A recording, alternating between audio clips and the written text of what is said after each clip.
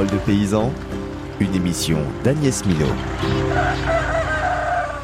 Aujourd'hui, dans Paroles de paysans, je vous emmène à Moncé-en-Belin à la découverte d'une ferme aquaponie.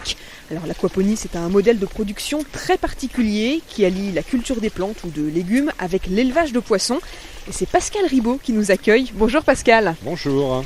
Alors vous nous avez donné rendez-vous devant un grand bassin peuplé de poissons rouges où poussent de très nombreuses plantes qui sont suspendues à des grandes colonnes verticales. Expliquez-nous Pascal, où est-ce qu'on est ici ? Alors, là vous êtes donc dans la serre purement aquaponique. Donc cette serre va être composée de deux parties. Le système d'élevage de poissons, donc ce sont des bassins en circuit fermé avec leur propre filtration. Et puis les systèmes de culture des plantes que l'on appelle des systèmes de culture en hydroponie. Donc c'est fait pour produire des plantes avec une forte densité et une forte valeur ajoutée. Alors l'aquaponie, le principe de base, si on peut dire, ça fonctionne comment ? Donc ces poissons vont s'alimenter et vont donc rejeter dans l'eau, on va dire de l'azote. Et cet azote, par le circuit que vous voyez là, va alimenter un certain nombre de plantes qui en fait vont se nourrir par l'eau et par la circulation d'eau. Donc la plante n'est pas dans le sol, elle est dans des systèmes divers et variés. Ses racines vont récupérer les nutriments pour se développer. Cette eau va revenir sur le bassin des poissons. C'est ce qui permet que les poissons en fait sont dans une eau en permanence filtrée vis-à-vis de leurs besoins. Voilà. Alors, est-ce que c'est un système qui consomme beaucoup, que ce soit en eau, en électricité par exemple ? Est-ce qu'on peut dire que c'est assez écolo ou pas ? Aujourd'hui, on est dans des périodes où la ressource en eau est complexe à gérer. Là, en fait, les plantes vont assurer l'épuration de l'eau et l'eau retourne dans le bassin. Ce qui fait qu'on est à la fois très économe au niveau des plantes. On n'a pas besoin forcément de les arroser, elles sont dans des circuits hors sol. Et puis, ça permet de renvoyer une eau épurée vers les poissons. Donc, en fait, on économise l'eau aussi bien côté plante que côté poisson. Donc, il y a probablement des échanges à la fois de substances, mais aussi au niveau des bactéries, au niveau d'un certain nombre de champignons, qui fait que les plantes, finalement, absorbent des nutriments plus facilement et les poissons aussi, dans un sens, se portent mieux parce que les plantes vont émettre des substances qu'on n'identifie pas forcément bien, donc ça peut leur permettre de se défendre contre un certain nombre de maladies, de parasites et des choses comme ça. Alors Pascal, l'organisation de votre production ici, tout au long de l'année, comment ça se passe ? Alors pour la partie, alimentation, on va dire qu'il y a deux grosses saisons dans cette serre. Là en ce moment on est dans la saison estivale, il n'y a pas besoin de le rappeler, donc on va plutôt travailler sur des plantes et des poissons d'eau chaude. Donc ici en poisson on trouve en ce moment ce que l'on appelle le black bass ou la perche noire, donc qui est un carnassier de très belle qualité gustative. Et l'hiver on passe sur des poissons qui sont plus classiques, qui sont tout simplement la truite arc-en-ciel, qui elle va permettre d'assurer le fonctionnement en période fraîche. Et au niveau des plantes, on va gérer une saison, donc on va dire être en hiver un peu plus de verdure et de pousses. On va trouver des moutardes, un certain nombre de jeunes pousses de verdure et quelques fleurs. Et en été, on bascule un peu dans l'autre sens, c'est-à-dire que c'est les fleurs qui prennent le relais. Donc ce sont des fleurs comestibles. Il y a des belles fleurs roses là, c'est quoi ça ?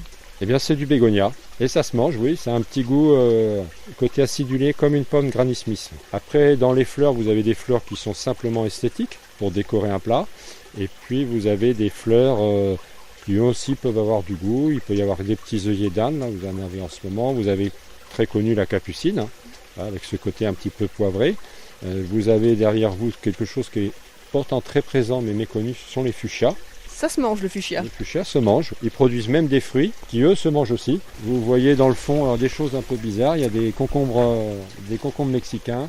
Et là, je me suis amusé à tester parce que j'ai eu moins de fleurs. En fait, de la tomate. Alors, c'est pas des grosses tomates, c'est pas la cible de la serre, c'est plutôt des tomates de type cerise, cocktail. Donc, ils sont installés pour voir comment ça se comporte. En fait, on est encore au début de la saison, le temps que ça démarre. Voilà. Alors Pascal Ribaud, vous avez commencé à vous intéresser à l'aquaponie en 2008. Comment ça vous est venu, cette idée ? Racontez-nous. Alors, c'est une forme de diversification sur une ferme aquacole existante qui était spécialisée sur le poisson d'ornement. L'origine, c'est que le poisson d'ornement, donc poisson d'aquarium, aujourd'hui est devenu un marché de grande distribution, vers ce que vous connaissez, les animaleries, les jardineries, donc avec des centrales d'achat derrière, des grossistes, ce qui signifie que la valeur entre le prix de vente d'une ferme et le prix d'achat pour l'aquariophile, eh bien la différence est importante. Bref, la marge n'est pas sur le producteur. Donc l'idée a été de construire une production différente mais dont l'approche était une commercialisation en circuit court. Ça représente quelle pourcentage à peu près de votre activité ? On va reprendre aujourd'hui. Alors, la spécificité des plantes, quand on vendait des fleurs comestibles, ce sont des produits de forte valeur ajoutée. Donc forcément, ça a une part importante du chiffre d'affaires. Je pense qu'aujourd'hui, si on prenait, l'ensemble de l'unité peut représenter la moitié de l'activité. Alors une partie de cette activité justement, c'est la vente de perches noires, de perches bio. Les perches, c'est des poissons carnassiers et ils sont là, juste à côté de nous dans le bassin. Décrivez-nous un petit peu Pascal, comment ça se passe ? On a du mal à les voir parce qu'effectivement ils ont de la couleur du bassin. Puis ils vont pas venir vous voir, ils sont moins familiers sauf quand on les nourrit. Mais effectivement, eux seront pêchés, seront abattus en fonction de demandes essentiellement des particuliers dans ce cadre-là. C'est des poissons qui font quelle taille à peu près, qui ressemblent à quoi ? Alors, on va dire que ce qui ressemblerait le plus, je pense que la majorité des gens connaissent le bar, eh bien c'est un peu un bar qui serait compacté. C'est-à-dire que ça a le même aspect, un peu plus noir, mais plus court et plus haut. En général, ils vont partir autour de 400-500 grammes. Ça permet de manger à deux sur un poisson. La taille, en fait, c'est un compromis toujours entre la taille commerciale, le prix de vente potentiel et bien sûr le coût de production. Voilà, on peut avoir des black bass qui sont bien plus grands que ça, c'est ce qu'on trouvera en étang, ce qu'on trouvera en rivière. Je ne suis pas sûr que ce soit le plus intéressant pour les gens. Je pense qu'aujourd'hui, de pouvoir lever 2 beaux filets sur un poisson correspond, en tout cas, ce que moi j'ai eu à la demande des gens qui en ont acheté et en ont consommé. Est-ce que vous avez beaucoup de débouchés au niveau de la vente ou pas ? Alors, les débouchés, c'est très variable. Ça peut être mes voisins, la vente directe, notamment côté poisson. C'est aussi des ventes qui se font avec d'autres confrères, cette fois-ci purement agricoles. Donc ça permet d'amener le poisson parmi aussi soit de la viande, du maraîchage, des produits de ce type-là. Ça peut être de la restauration commerciale. Donc ça reste, je dirais, un marché d'opportunités. Des fois, ça peut être travailler avec des traiteurs sur des menus spécifiques ou aussi des magasins, je dirais, de revente de produits de proximité dans ce cadre-là, quoi. Qu'est-ce qui est compliqué, qu'est-ce qu'il faut bien surveiller qui pourrait éventuellement vous procurer un peu de stress, vous, au quotidien, dans cette production, Pascal ? Le stress, c'est ce qui se passe autour de l'eau. Ça reste un élément sensible. On peut avoir des variations de paramètres qui peuvent être très rapides en fonction de la saison et de la masse de poissons. Donc il faut quand même regarder un peu ce qui se passe. En fait, on a aussi un certain nombre d'équipements et de pompes. Donc on est sensible aussi à des problématiques de coupure d'électricité. L'autonomie de fonctionnement est relativement courte de par la présence des poissons. Classiquement, tout le monde sait que finalement la truite, qui est très commune, il a besoin de circulation d'eau, d'oxygénation en permanence. S'il se passe quelque chose, ça ne va pas durer longtemps. C'est un peu le défaut de l'aquaponie, c'est que comme on combine plusieurs systèmes, ça nécessite une surveillance relativement permanente et continue. On a quand même un point, et c'est vrai que je ne l'ai pas précisé, c'est que comme on élève du poisson, il n'y a pas de pesticides. Sinon, il n'y a plus de poisson. Même des produits utilisés en agriculture biologique ne peuvent pas être utilisés de par la présence des poissons, de par leur toxicité. Donc c'est ça aussi, quand vous dites le côté stress, c'est aussi d'observer en permanence comment ça se passe et de voir ce que l'on peut faire et comment on peut ajuster le système dans le temps par plein de choses. On ne gagne pas tous les coups. Il y a des moments où on n'a pas de solution. Donc voilà. C'est un modèle qui peut être très prometteur dans les années à venir pour l'agriculture, le maraîchage. Il est aujourd'hui fortement regardé, aussi bien du côté aquaculture que du côté notamment maraîchage. Des projets donc se développent de plus en plus en France.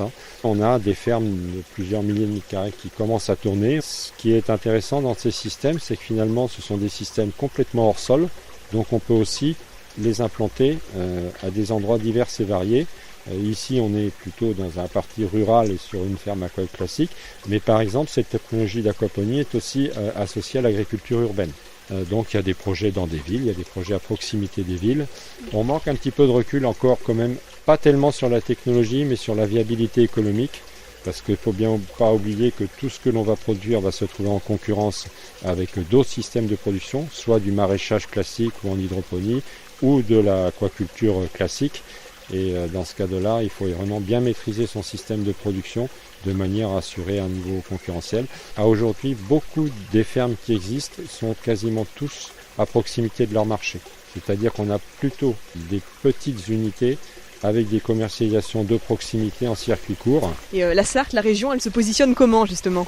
La région Pays de la Loire est un peu une des régions pilotes dans le développement de la technologie d'aquaponie, notamment avec un lycée qui est en Loire-Atlantique, qui est le lycée aquacole de Guérande, qui fait qu'aujourd'hui en Pays de la Loire, il doit y avoir 4 ou 5 fermes qui utilisent cette technologie. Puis les projets apparaissent de plus en plus. Mais il faut savoir que l'aquaponie se développe aussi beaucoup chez les particuliers, qui peuvent tout à fait soit acheter, soit construire chez eux des petits systèmes. Donc on peut soit se faire plaisir et produire des plantes sur des bassins de poissons d'ornement, soit acheter quelques truites à un pisciculteur, les mettre dans leur bassin, les faire grandir pour les manger tout en ayant leur production de salade, de tomates, de tout ce qu'on veut en fonction de ce qu'ils souhaitent. Merci beaucoup Pascal Ribaud pour votre accueil sur ce site aquaponique. C'était chez vous à Moncé-en-Belin, une production à la fois de poissons et de fleurs comestibles qui semble promise à un bel avenir, on peut le dire, ou en tout cas c'est un modèle agricole qui sera amené à se développer dans les prochaines années. Bonne continuation. Merci d'être venu.